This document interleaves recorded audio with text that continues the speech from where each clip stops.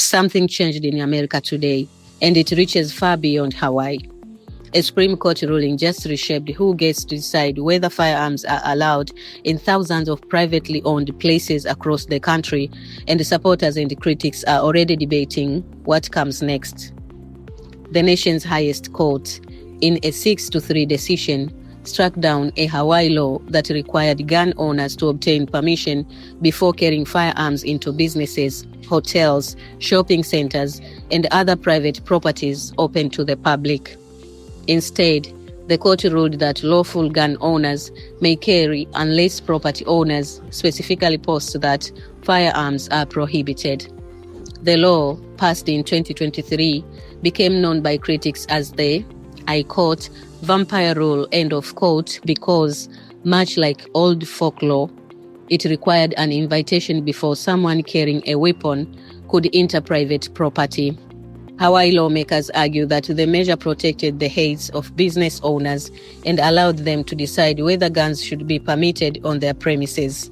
The state enacted the restrictions after the Supreme Court's landmark 2022 ruling that expanded public carry rights under the Second Amendment. But the majority on the court determined that requiring advance permission placed an unconstitutional burden on lawful gun ownership.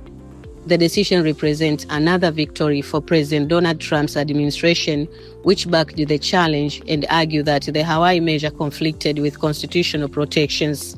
Gun rights organizations praised the ruling, saying it restores a presumption that Americans can exercise their Second Amendment rights unless a property owner clearly chooses otherwise.